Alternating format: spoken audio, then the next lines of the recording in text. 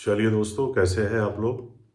तो आज हम बात करते हैं राहु का जो तृतीय भाव है उसमें किस तरीके के जो फल है।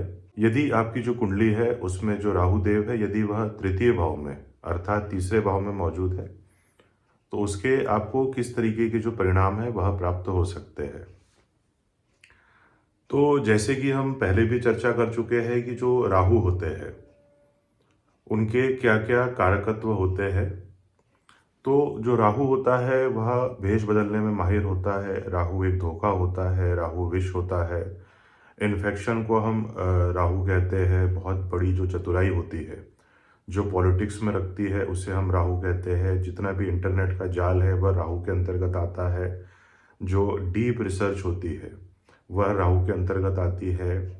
ऐसी ला इलाज जो बीमारियां होती है जो डॉक्टर पकड़ नहीं पाते हैं वह भी राहु के अंतर्गत आती है। राहु की जैसे कथा आप जानते ही है कि इन्होंने जो जब समुद्र मंथन के पश्चात में जब अमृत बढ़ रहा था तो ये भेष बदलकर देवताओं की लाइन में बैठ गए थे और सूर्य चंद्र ने भगवान विष्णु को बता दिया था और इस वजह से ये सूर्य और चंद्र को ग्रहण लगा देते हैं, उनसे दुश्मनी रखते हैं। एकमात्र ऐसे ग्रह है जिसे जो सूर्य ग्रह है वह अस्त नहीं कर पाते हैं। अब राहु के जो कारक भाव होते हैं उसमें सबसे बड़े कारक भावों में तीसरे भाव को गिना जाता है।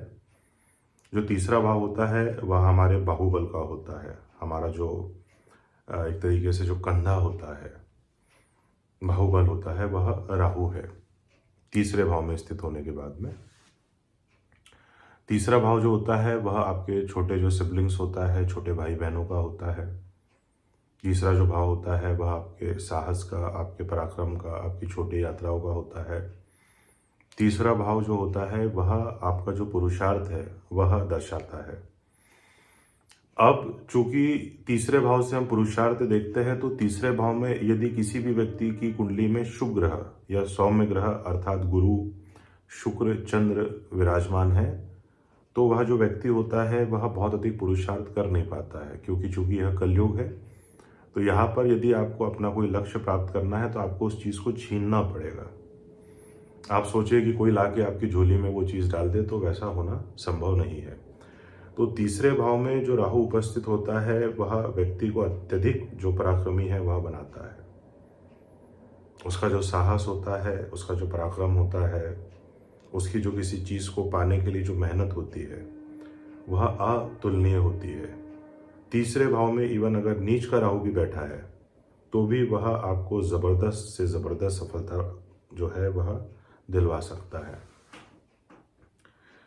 अब यदि तीसरे भाव में जो राहु मौजूद है तो ऐसा जो व्यक्ति होता है वह अपने दम पर जीवन में जितनी भी सफलता है वह अर्जित करता है। उसका जो पुरुषार्थ होता है वह बहुत अधिक होता है। वह किसी भी चीज़ से जल्दी हार नहीं मानता है। एक जो रूटीन होता है, एक जो डिसिप्लिन होता है, ऐसे व्यक्तियों में कूट कूट कर भरा होता है। ऐसे जो व्यक्ति होते हैं वह जो इंटरनेट का जो साम्राज्य होता है अर्थात बहुत जल्दी इंटरनेट पर छा सकते हैं। जिन भी लोगों की जो आप देखते होंगे रील्स वगैरह एकदम से वायरल हो जाती है, उनको भी आप कहीं ना कहीं जान सकते हैं कि जो राहु है इनका तृतीय भाव में मौजूद है। उदाहरण के लिए यदि आप क्रिकेटर विराट कोहली को देखेंगे तो इनकी कुंडली में जो राहु है वह तीसरे भाव में मौजूद है। जैसा कि मैंने कहा कि यह इंटरनेट पर आपको बहुत अच्छे फॉलोअर्स प्रदान कर सकता है। जैसे विराट कोहली के लगभग 300 मिलियन फॉलोअर्स इंस्टा पे मौजूद है। तीसरे भाव का राहु है वह व्यक्ति की जो पर्सनालिटी है उसको बहुत बोल्ड बनाता है। तीसरे भाव से हम लेखन क्षेत्र भी देखते हैं, जो राइटिंग स्किल्स होती है। तो तीसरे हाउस का राहु वाला व्यक्ति जो होता है वह बहुत अच्छी चीज़ें लिख सकता है, खासकर टेक्निकल वाली जो चीज़ है। तो कई टेक्निकल जो बुक्स होती है उनके जो राइटर्स है वह आपको तृतीय भाव राहु उपस्थित वाले ज़रूर मिलेंगे। चूँकि यह इंटरनेट का भाव होता है तो जो तीसरे भाव का राहु होता है वह व्यक्ति को बहुत अच्छा एडिटर भी बनाता है। भाव चूँकि तीसरे भाव पर बुध का आधिपत्य होता है ये कालपुरुष की कुंडली में जो मिथुन राशि है उसका प्रतिनिधित्व करता है और यह एक कम्युनिकेशन का एक भाव होता है। तो ऐसे व्यक्तियों का जो कम्युनिकेशन स्किल्स होता है वह बहुत ज़बरदस्त होता है। इनकी जो वाणी होती है वह बहुत प्रभावी होती है। तो यह कम्युनिकेशन के क्षेत्र में भी बहुत अच्छी जो सफलता है वह प्राप्त कर सकते हैं। इनकी बातों का जो लोगों पर जो प्रभाव होता है वह बहुत गहरा पड़ता है। तो जो ऐसे लोग होते हैं वो एक तरीके से जो मोटिवेशनल स्पीकर्स हैं, इंटरनेट पे जो आप मोटिवेशनल स्पीकर्स देखते हैं वो भी बन सकते हैं। राहु की यहाँ से जो पंचम दृष्टि है वह जाती है आपके 7वें घर में। चूँकि राहु एक विच्छेदात्मक ग्रह है तो विवाह के लिए यह जो पोजीशन होती है वह बहुत अच्छी नहीं होती है। तो जिनका भी तीसरे भाव में राहु है उन्हें कुंडली मिलान करके ही विवाह करना चाहिए। चांसेस बनते हैं इनकी लव मैरिजेस के भी। तो तीसरे भाव में जिनका राहु होता है वह जो प्रेम विवाह होता है इसकी अत्यधिक संभावना बनती है कि यह लोग प्रेम विवाह करें।